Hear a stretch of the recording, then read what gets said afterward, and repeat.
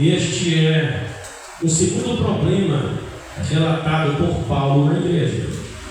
O primeiro problema na igreja era a divisão. E este segundo problema que Paulo relata é a imoralidade sexual na igreja. Ele vai relatar este pecado horrível que estava acontecendo na igreja e a recusa dos líderes em tratar com o ofensor.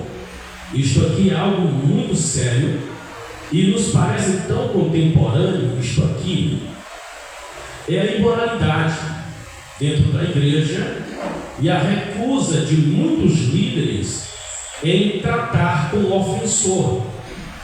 Muitas igrejas já não trabalham mais este ato de disciplina.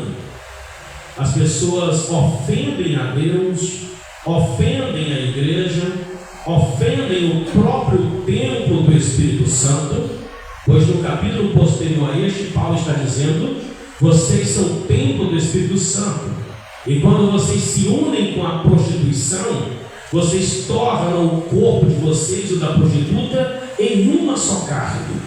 E todo pecado é praticado fora do corpo, mas a prostituição é praticada no próprio corpo. Isto aqui é um pecado sério. A pessoa peca contra Deus, peca contra Cristo, peca contra a igreja e termina pecando contra o Espírito Santo, que é o dono da casa. Pois quando você une o templo do Espírito com a prostituta, você está se tornando uma só carne com a prostituta. Então o pecado de imoralidade sexual é um caso muito sério e muitos líderes têm se recusado. Isto aqui é antigo, desde o tempo de Paulo. Os líderes já se recusavam a tratar com o ofensor.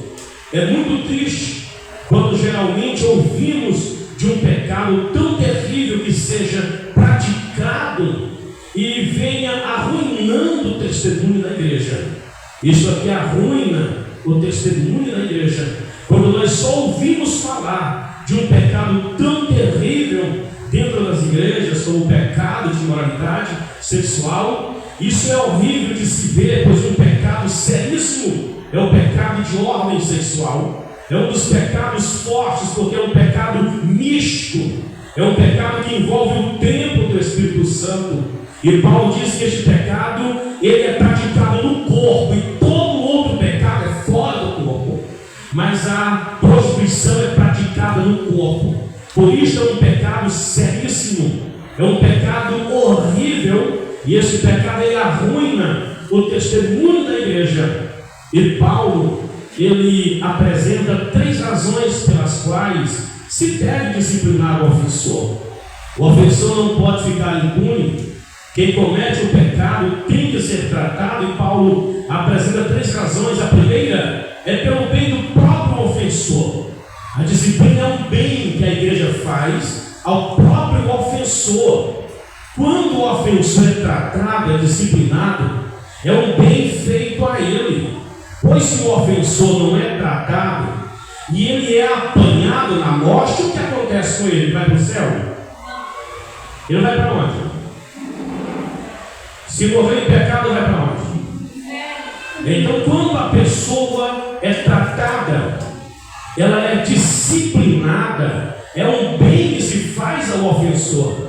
Por quê? Porque está se praticando a ele o amor, está se praticando a ele a possibilidade dele se arrepender e ter uma outra oportunidade. A disciplina não é para matar o ofensor, não é para excluir o ofensor, é para o bem do ofensor.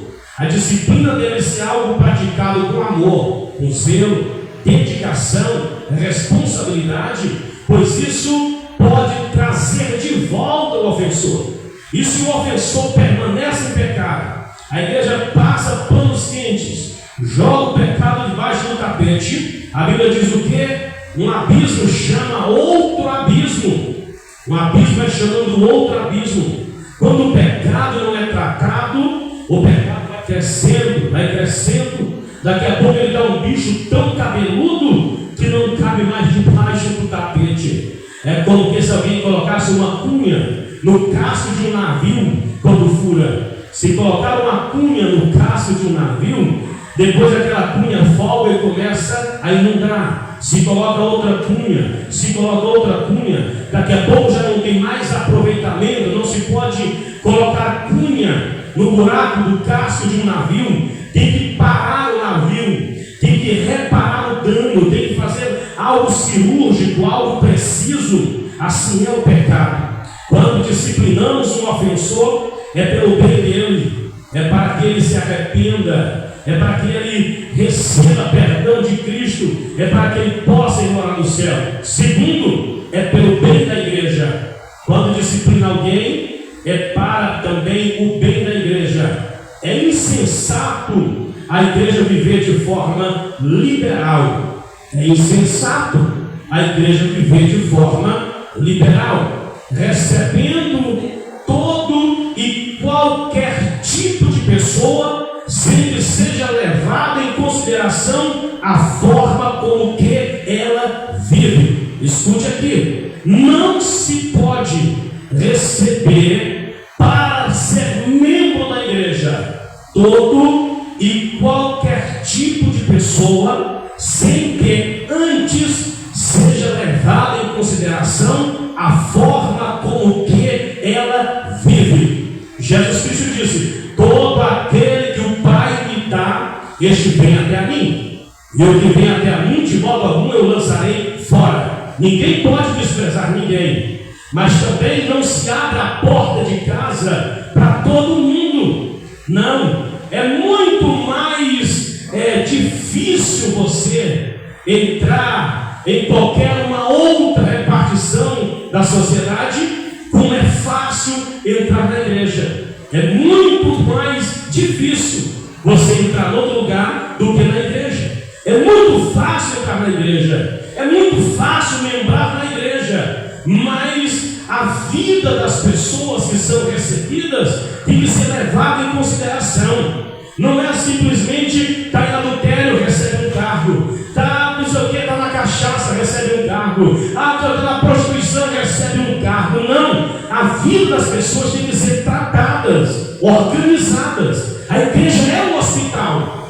A igreja recebe a prostituta, a igreja recebe o adúltero, a igreja recebe o pistoleiro, recebe o maconheiro, recebe o feiticeiro, mas aqui é um hospital. As pessoas são tratadas. As pessoas buscar remédio, buscam a solução para os seus pecados. A disciplina na igreja é para o bem da igreja, porque senão daqui a pouco a igreja não tem ordem, a igreja não tem limites, a igreja não tem princípio. Esse dia eu conversando com o irmão Ronald, e eu fiquei admirado e louvei a Deus pelo irmão Ronald, porque ele disse que está buscando já uma forma de se organizar para batizar e se tornar membro da igreja. Isso é louvável, quando a pessoa está buscando se tornar membro da igreja. Ele disse que vai se organizar, e depois eu vou até conversar com ele, porque ele quer organizar a vida dele, quer se tornar membro, quer estar no corpo da igreja como membro e não apenas como congregado, porque está buscando aperfeiçoar a sua vida espiritual. A disciplina, ela é para o bem da igreja. A ordem na igreja é para o bem do corpo de Cristo. E a disciplina na igreja, em terceiro lugar, também é para o bem do mundo. Disciplinar a igreja faz bem para o mundo. Por quê? O mundo não vai se converter a uma igreja que tem um caráter semelhante ao dele. Jamais. O mundo espera que a igreja seja diferente. O mundo espera que a igreja seja melhor do que ele. O mundo nunca se converterá a uma igreja que vive semelhantemente a ele.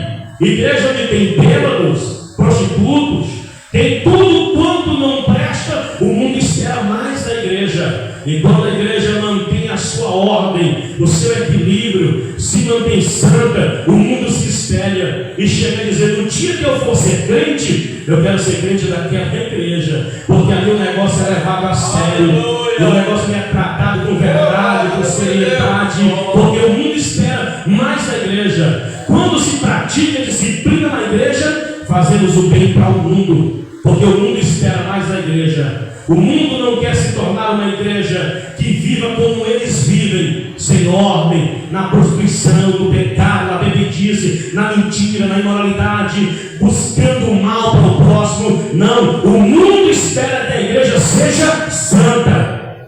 O mundo espera que a igreja seja santa. O mundo espera que sejamos melhores. E no dia que nós vacilarmos para o mundo, o que é que o mundo diz? Tu não é crente? Por que tu faz essas coisas? É envergonhado. Tu não é crente? E tu está bebendo tua cachaça escondida aqui, mas tu não é crente? Como é que tu é crente? Está dando cantada naquela mulher? Como é que tu é crente, mas está trocando mensagem?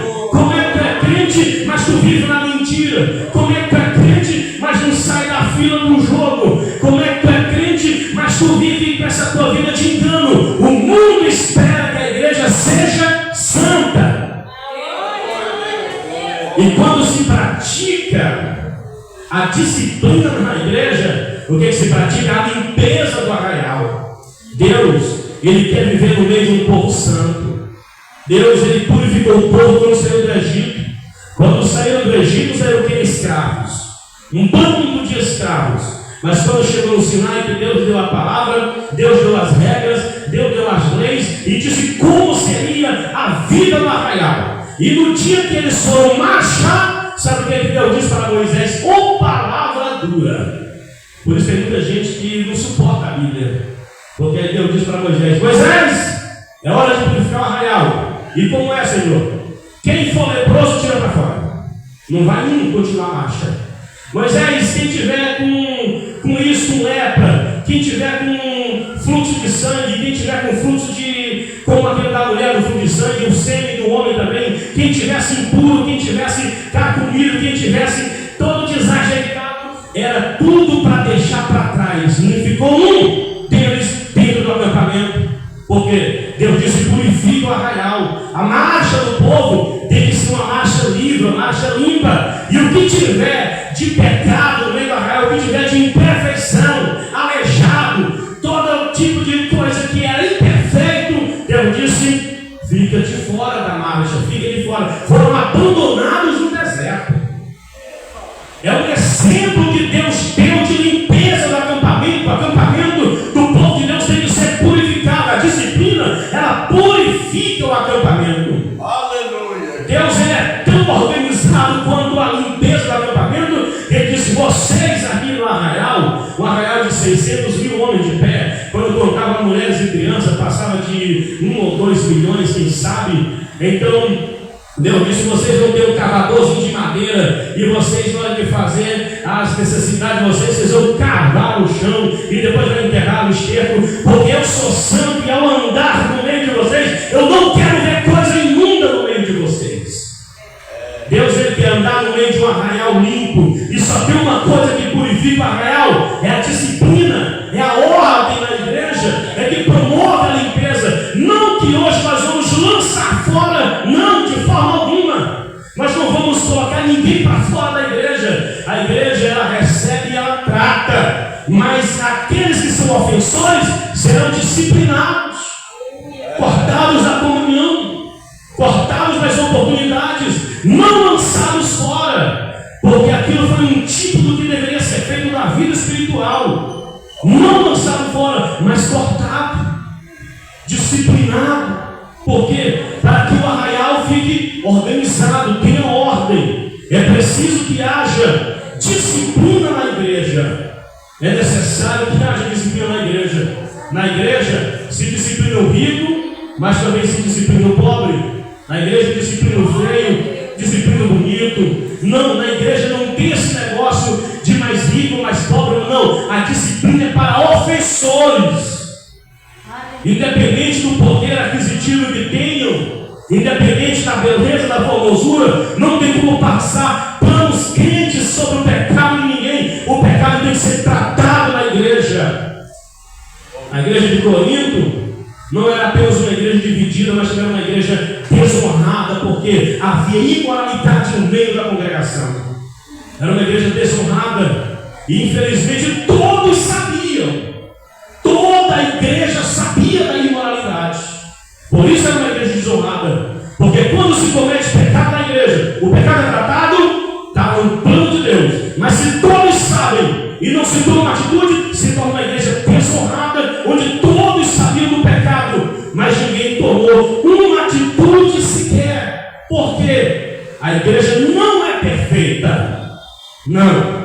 A igreja não é perfeita. Mas a imperfeição humana não pode ser usada de pretexto para o pecado. Não, a igreja não é perfeita. Mas as nossas imperfeições não podem ser usadas como pretexto para o pecado. Não posso simplesmente usar a loucura de dizer a carne é fraca, você sabe, né? Não, todo mundo sabe que a carne é fraca. Eu não posso usar o pecado de outro para justificar o meu. Mas se fulano fez porque eu não faço, nunca eu posso justificar o meu erro apontando o erro de outro. Não, de forma alguma. Nós não somos perfeitos, mas não podemos nos agarrar à nossa imperfeição como pretexto para pecar. Eu sou fraco, eu passo uma raiva, eu bebo uma cachaçinha e ninguém vê, escondido, né? Aí eu atolo no vinho lá dentro de casa, ninguém está vendo, é escondido mesmo. Ei, irmão, Deus está vendo tudo que se faz, tudo que nós fazemos, tudo que nós praticamos. Aí não adianta jogar para a imperfeição humana, usar como pretexto, porque eu sou fraco mesmo, irmão. Eu faço isso porque eu sou fraco. Não, nós não podemos usar a imperfeição humana, usar como pretexto para poder errar, para poder pecar. Não, de forma alguma. Precisamos levar a sério o pecado, porque o pecado é a grande tragédia dessa humanidade. O pecado é o responsável por toda a desgraça que acontece no planeta. Eu não posso de forma alguma ser amigo deste vilão, ser amigo deste destruidor. Eu não posso ter empatia por ele de forma alguma. Ele é o responsável por milhões e milhões de almas hoje estarem perdidas no inferno de fogo ardente. Eu não quero amizade com esse camarada chamado pecado. E se ele mete as caras que eu corto ele na espada de Jesus e opero e jogo fora o pecado, ele não pode estar entre nós. As pessoas ficam, mas o pecado tem glória. As pessoas vão ficar, mas o pecado ele vai sair. Ele vai ser queimado. Ele não pode ficar no meio do povo de Deus. Assim como os pais exercem disciplina sobre os filhos, a igreja também deve exercer disciplina sobre os ofensores. Qual é o pai que quando o filho o ofende que não é disciplinado?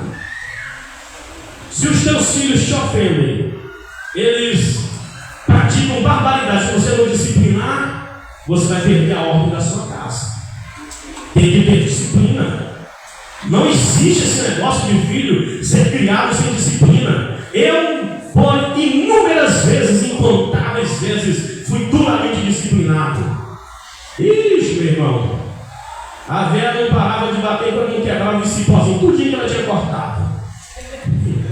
E quando ia pegar, era conversando. Tu lembra disso, naquele dia? Lá se vai um cipó. Quando o cara pensava que eu tinha acabado a conversa, me lembrei, dá mais esse aqui. Aí, meu amigo, era samba, era disciplina para o cara poder virar homem. Ai dos pais, se não disciplinassem os filhos. A igreja também precisa exercer disciplina sobre os ofensores, sobre os que pecarem.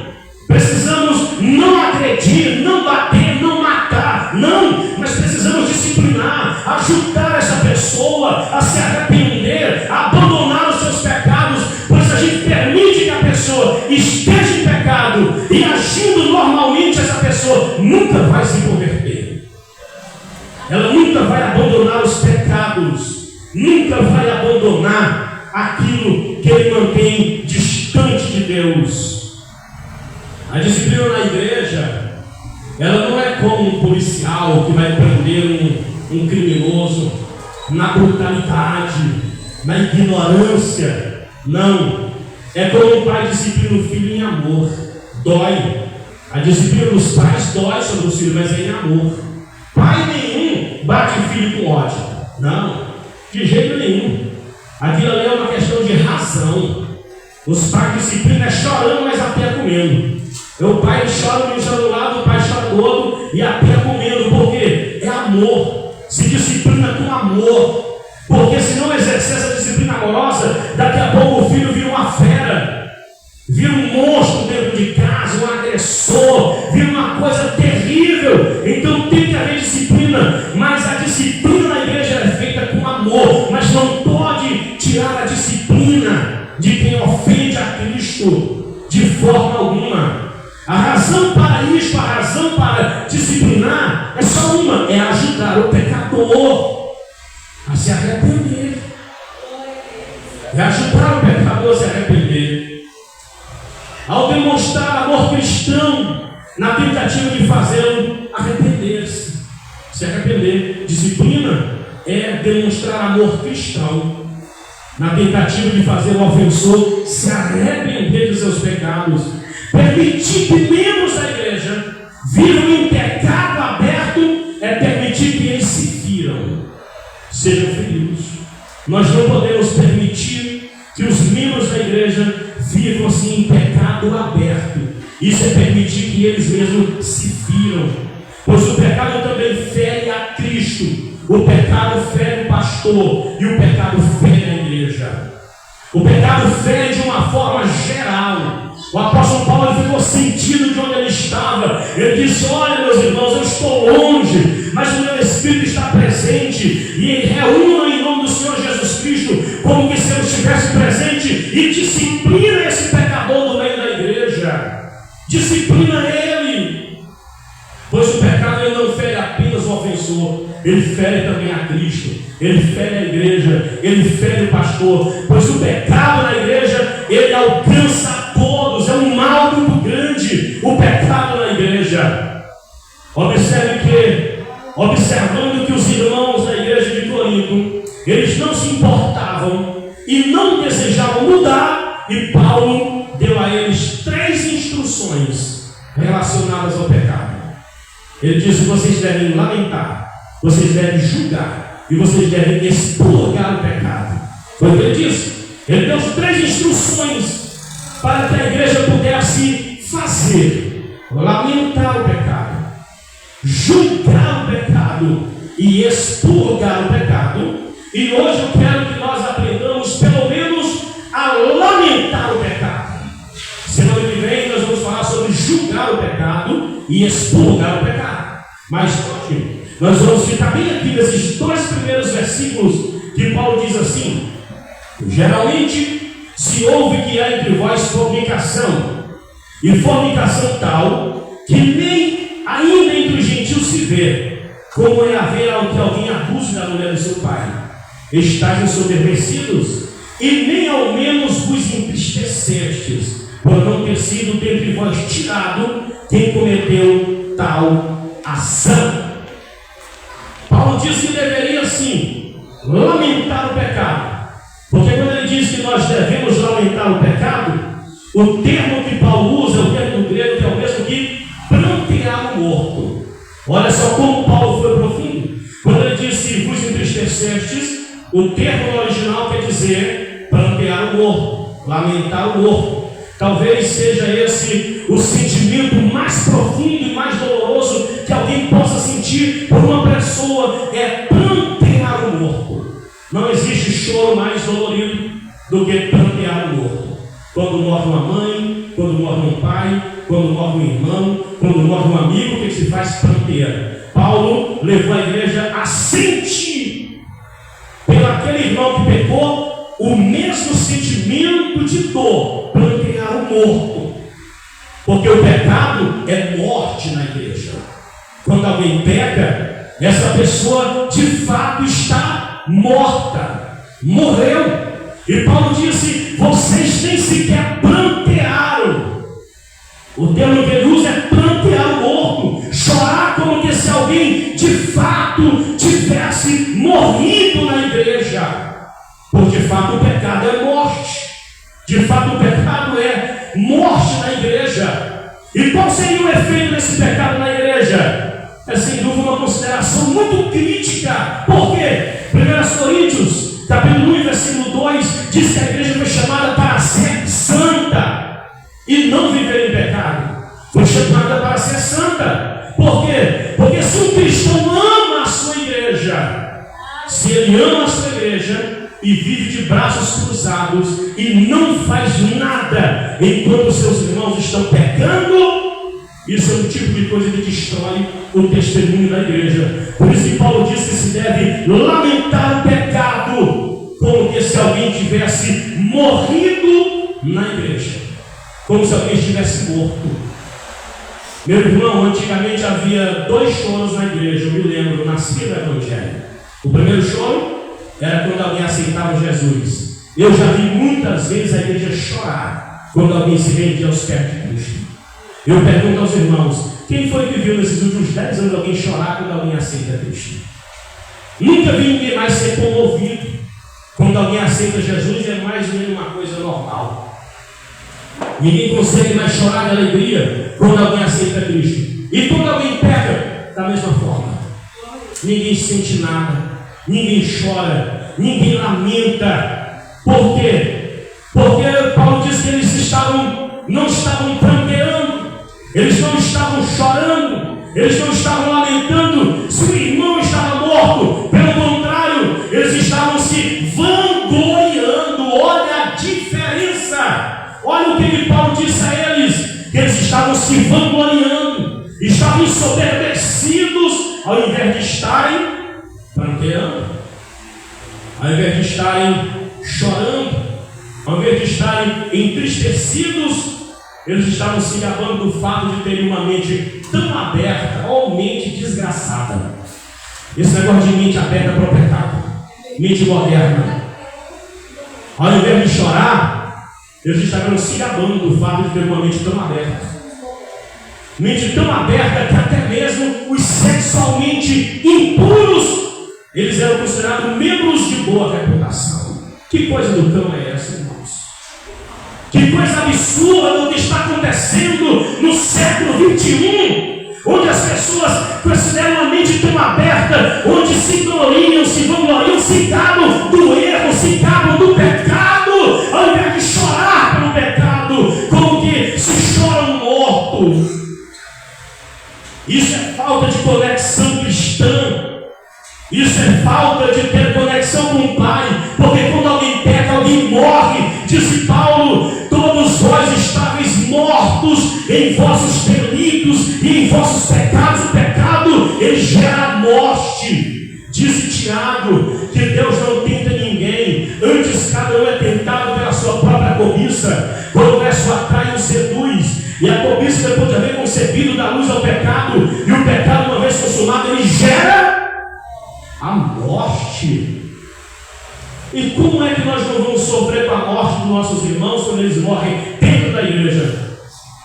Morrem dentro da igreja. Como é que nós não vamos sofrer? Como é que nós não vamos prantear? Como é que nós não vamos chorar? Como é que nós não vamos sentir a morte de um membro da igreja? Que insensibilidade é essa? Parece que a insensibilidade dos Corinto alcançou a igreja do século XXI. Essa insensibilidade, essa mente aberta, essa mente moderna. Por isso que eu não gosto dessa modernidade, pois ela gera insensibilidade. Hoje já existe uns palavreados na boca de assembleiano que não era para estar na boca de assembleiano. Isso é um palavrão para assembleiano. Chama outro de religioso. Já tem muito assembleiano na área, não é um religioso. Aonde é que assembleiano tem essa linguagem de chamar alguém de religioso? Nós somos conservadores. A nossa mente ela é fechada mesmo para o pecado. Nós não queremos modernidade. Nós não queremos nos familiarizar. Nós não queremos ir para passeio, para cruzeiro, onde crente está de biquíni, de sainha, dançando e rebolando, e os crentes tomando cerveja gospel. Isso é do cão. Nós não queremos essa mente moderna na igreja. Essa mente insensível, que não consegue detectar o pecado, a morte na igreja. Os irmãos de Corinto viviam tão cegos que se gabavam de ter uma mente aberta, onde até mesmo os sexualmente impuros eram membros de boa reputação na igreja. Hoje já tem igreja que tem obreiro por aí que já casou 5 vezes. Mas quando chega na igreja, eita, homem de Deus, aí você puxa a ficha, tem 5 mulheres. Aí tem umas cantoras, umas pregadoras por aí, e o povo cega, eita, mulher de Deus, ela fala, você puxa a capivara, tem 4, 5 maridos. Está perdendo para a samaritana. Queima, Jesus! Está perdendo para a samaritana. Igreja onde pessoas sexualmente impuras são admiradas. Pessoas sexualmente impuras são veneradas, são respeitadas e honradas, não seja por causa do dinheiro, não. Pecado é pecado, seja no rico, seja no pobre, o pecado é pecado. Não existe esse negócio de pecadores de boa reputação na igreja. O pecado tem que ser tratado. Se dizer no céu, diz a Bíblia, seria a paz com todos e a santificação, porque sem a qual ninguém verá a Deus. Sem santificação ninguém verá a Deus. Não, de forma alguma. Tem gente que não está praticando sexo fora do casamento, mas ele provoca as aptidões sexuais de outra pessoa, é lascívia, anda pelado, anda nu, anda se mostrando, anda se exibindo. É um pecado infernal que acontece dentro das igrejas, tão terrível. Um dia desse tinha um cantor, quando eu morava em Brasília, acho que dentro da pandemia, aquele camarada estava triste e começou a fazer umas cantigas e viralizou, né? Tinha umas músicas lá dos irmãos da calça pirulito. Os irmãos da calça pirulito, tinha as irmãs que iam para a academia com aquelas roupas arrochadas, e ele fez um sucesso danado. Ele cantava e a meninazinha dançava, da configuração que ele descrevia, e aquilo tudo era verdade. São coisas que acontecem na igreja, sensualidade, exibição do corpo dentro da igreja, tudo isso é pecado. Nós não podemos de forma alguma abraçar o erro, abraçar o pecado.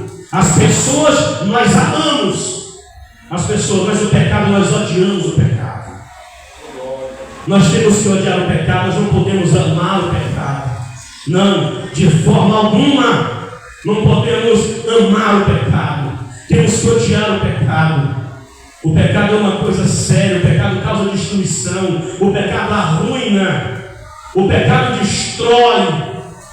E ao invés de estarem chorando, eles estavam se alegrando, estavam se gloriando, se gabando de uma mente moderna. Não, nós não queremos essa mente moderna, de forma alguma. Não, de forma nenhuma.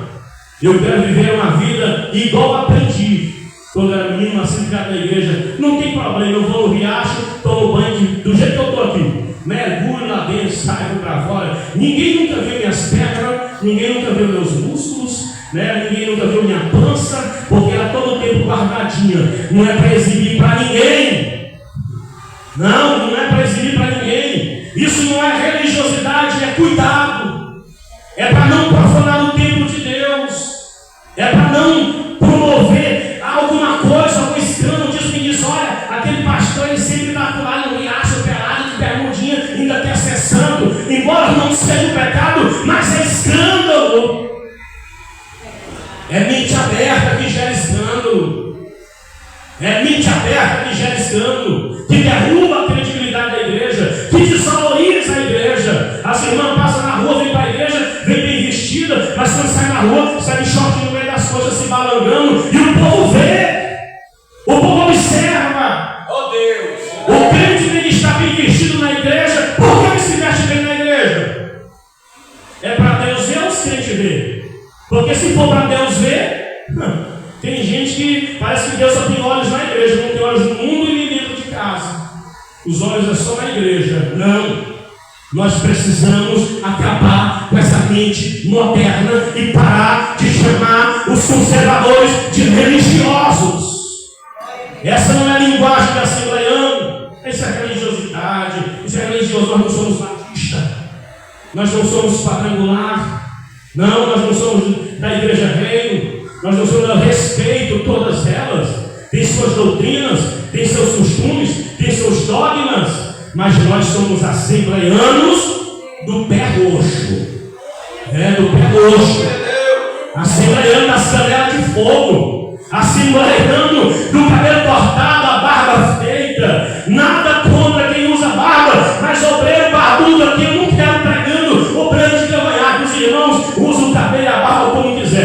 pelo menos no altar aqui, não é padrão nosso. Pastores, presbíteros, evangelistas, esses têm que seguir o padrão da nossa entidade, da nossa igreja. Não discriminam os que usam barba. Temos alguns irmãos que usam barba aqui e são amados da mesma forma que os outros.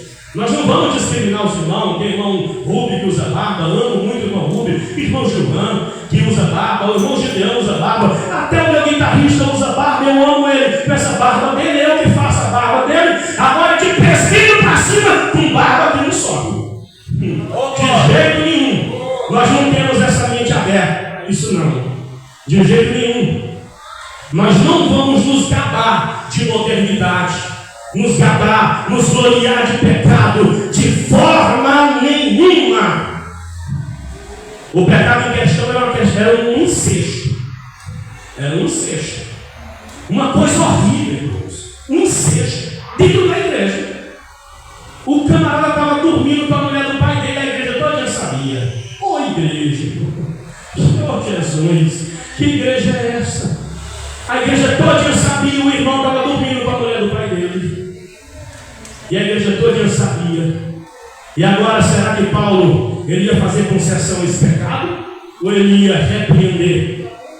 Esse tipo de pecado já tinha sido condenado no Antigo Testamento, Levítico 18, do 6 a 8, Levítico 20, versículo 11. Era pecado, era uma perversidade. Não, na lei de Moisés, o homem não podia se deitar com o sobrinho, não podia se deitar com o tio, não podia se deitar com madrasta. Não, existia um padrão de respeito de parentes de primeiro grau. E este homem aqui, ele estava cometendo um pecado que tinha sido condenado lá na lei de Moisés. E ele vinha aqui na igreja, dormindo com a mulher do pai dele, e a igreja toda sabendo.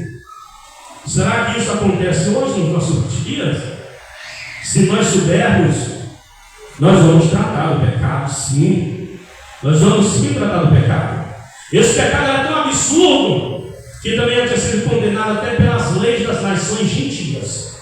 Até os gentios já haviam condenado esse tipo de pecado. Incesto. Não podia praticar o incesto. E Paulo mostrou à igreja a situação de vergonha da igreja, dizendo: nem mesmo os gentios e incrédulos praticam esse tipo de pecado. Paulo mostra à igreja a sua situação vergonhosa.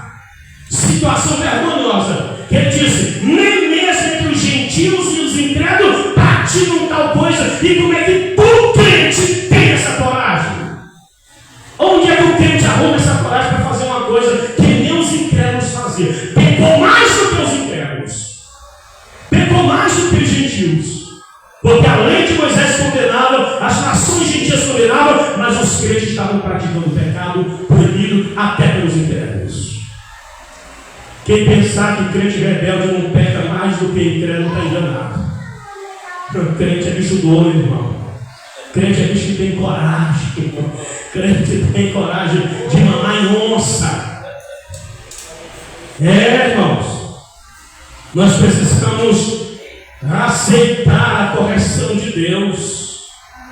Apesar de ser verdade que a vida cristã é uma festa, no versículo 8 diz assim: por isso façamos a festa. A vida cristã é uma festa, deve ser alegre, deve ser jubilante, mas em certas ocasiões ela se torna um funeral. Em que? Quando os irmãos pecam, devemos chorar, devemos lamentar, devemos nos render, devemos nos recolher em jejum e oração por aqueles que pecaram, por aqueles que transgrediram, porque quem ama não quer que essa pessoa se perca, não quer que vá para o inferno. Não, o nosso compromisso é mostrar o caminho e também às vezes chorar por aqueles que pecaram.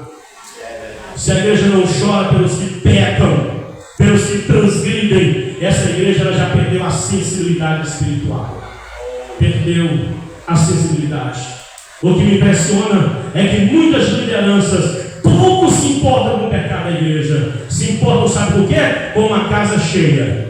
Embora todo mundo para o inferno, mas ele tem uma casa cheia e uma conta gorda. Não importa se vai para o céu. Mas quem tem sensibilidade no espírito, ele não interessa se ele tem uma casa cheia, mas os que estão dentro é como na casa de Rabi, todo mundo está salvo. Se tiver medo, tem que ter salvação. Se estiver dentro, ele está salvo. Foi assim que aconteceu com Raabe. Disse: os que estiver dentro serão salvos. Os que estiver fora, nós não se responsabiliza. Igreja, sim. Os que estão dentro, ele está salvo. Mesmo que tenha que chorar. Porque lá em Provérbios diz assim: que assim como o ferro afia outro ferro, assim é um amigo para aquele que o ama. Tem momentos que a palavra nos faz sangrar, mas o ferro se afia com outro ferro. Tem momentos que as verdades nos farão sangrar, mas são necessárias para que sejamos afiados a entrar no céu. Afiados a entrar nos céus pelas portas. As palavras, tem momentos que é como um ferro no outro ferro. Vai caindo o ferrugem, vai caindo o grude, mas se não esfregar o ferro no outro, não haverá afiação. Assim é um amigo para aquele que o ama. Quem ama, fala a verdade. Quem ama, às vezes tem que meter a unha na casca da ferida, arrancar e jogar sal dentro, costurar, mesmo que a pessoa grite, mas vai ficar sarado da lepra do pecado. Para quê? Para ir morar no céu. Para ir morar no céu. Precisamos ter isso em mente, para ir morar no céu. Sempre que um irmão ele comete um pecado, esse irmão ele morreu. É hora da família, a família cristã chorar, lamentar e buscar ajuda para o irmão caído. Gálatas, capítulo 6, versículo 1, versículo 2, diz que nós temos que ajudar os irmãos que caíram. Nós temos que ajudar os irmãos que estão em pecado, ajudar os irmãos que estão caindo em pecado, com mansidão, mas devemos buscar os que estão em pecado. Ai daqueles que deu o irmão caído não deram a mão para levantar. Eu digo, vou mais longe. Ai de pastores modernos que permitem o pecado na igreja. Isso é que é perigoso. São pastores modernos que permitem o pecado na igreja, porque o pecado leva ao inferno. E eu nunca vi purificar pecado de forma fácil. Sempre que é para purificar pecado, existe sacrifício, existe dores. No dia que os judeus pecavam, que eles iam se purificar de seus pecados, muito sangue era derramado. Muitos animais eram imolados. Era muito sangue, muita oferta. Para quê? Para purificar pecado. Tudo isso mostrava, apontava para Cristo. Ele de fato é o Cordeiro que derramou sangue. Então, pecado não se trata com flores. Pecado não se trata com bajulações e engano. Pecado se trata com remédio. E remédio amargo é o remédio que cura. Por isso que a palavra diz, lá o anjo, o livro deu o anjo deu o livro, o João comeu, ele era doce na boca, mas quando chegou no estômago, amargo. A palavra, irmão, tem momentos que ela tem que amargar, tem momentos que ela tem que causar, sabe, um certo desconforto. Tem remédios que eles vão causar certo desconforto. Uma vez eu estava muito doente aqui em casa, fui para a UPA, meu Deus do céu, uma dor de cabeça interminável, a pressão muito alta, e me colocaram um remédio tão horrível, meu irmão, que coçou a minha cabeça, coçou as partes mais sensíveis do corpo, era tanta coceira, era tanta agonia, e eu olhei para a enfermeira e disse: pelo amor de Deus, que coceira horrível é essa? Ele disse: segura, que já vai passar, não se coça não, já vai passar esse mal-estar. Quando a coceira passou, a dor de cabeça passou, a pressão baixou, o remédio era ruim, mas foi o que me curou. Se nós quisermos ir para os céus, às vezes temos que comer o amargo. A doutrina que nos faz levar para o céu. Vamos ficar de pé, em nome do Senhor Jesus Cristo. E se você aguentar mais um pouquinho, semana que vem tem mais. Nós vamos tratar sobre o julgar o pecado e o expurgar o pecado. Não perca, semana que vem nós vamos continuar estudando a palavra de Deus. Neste momento eu convido